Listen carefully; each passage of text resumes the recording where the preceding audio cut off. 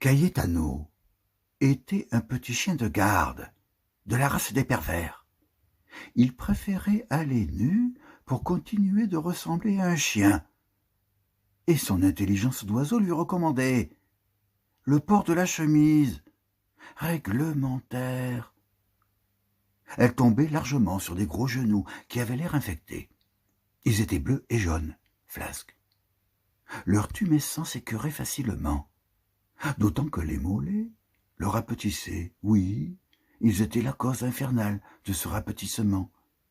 Il avait un tronc de géant et les bras boudinés d'un nouveau-né. Les pieds noircissaient malgré les bains fréquents. Il bandait rarement, mais quand ça arrivait, il soulevait la chemise.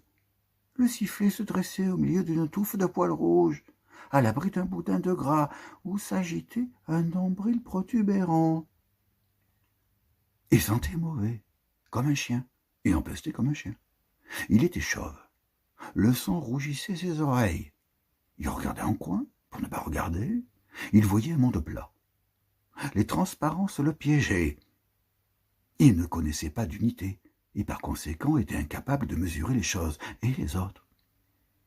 Il avait un rapport tranquille à l'animal. Il pouvait caresser un autre chien, dans une conversation paisible, au milieu d'un carré d'herbe, où il souffrait de solitude. C'était sa seule maladie. Au début, on l'avait obligé à ramasser ses propres excréments sur le plancher de sa cellule. Il épongeait tristement l'urine de la nuit. Il vivait dans cet antre, comblé de poils et de douceur huilée. Sa chemise était changée une fois par semaine, pendant qu'on le douchait. Il laissait sur le dossier d'une chaise la chemise qu'il portait depuis une semaine.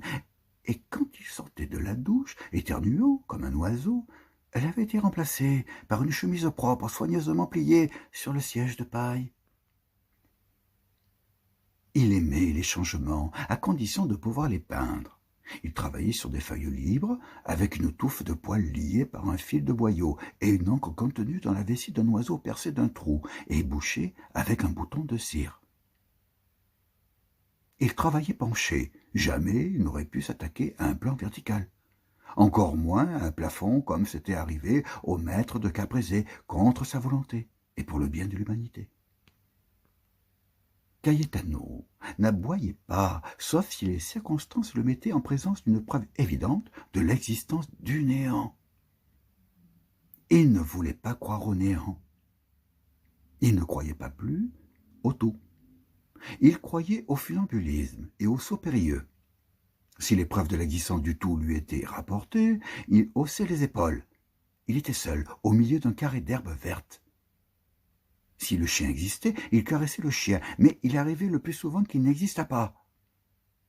Cayetano connaissait la douleur. Il en perdait la voix. Les crises, cependant, s'espaçaient. Il devenait chien plutôt que l'homme qu'on lui destinait de par les entrailles de la femme de l'homme auquel il ressemblait. Il aimait ces deux gouttes suspendues à un fil. Le chien s'y reconnaissait. Il reconnaissait le chien. Il nommait le chien. Au-delà du carré d'herbe verte, il y avait 4 allées rectilignes où roulaient des chaises. Les amputés, les paralysés, les anémiques ressemblaient à des chiens qui se prendraient pour des hommes. Ils cachaient leurs mains sous le plaid. Ils les regardaient sans aboyer. Les autres chiens étaient des hommes. Il s'était battu avec eux plus d'une fois. Il avait toujours perdu. Il connaissait cette limite. Enfant, il n'avait franchi qu'une fois l'une des allées pour aller se promener dans le pré. Il avait mordu une femme. La chemise grandissait à la mesure du tronc. Il apprit à retrousser les manches aussitôt la chemise enfilée. Il la remontait un peu au-dessus du genou. Les genoux enflaient. Avec les ans, il regardait de près les brins d'herbe et il les peignait fidèlement. Quel talent! Ces herbes étaient noires et blanches, comme dans la réalité, où elles étaient vertes comme peut l'être un mot de l'autre à propos de l'herbe. Il devint adolescent.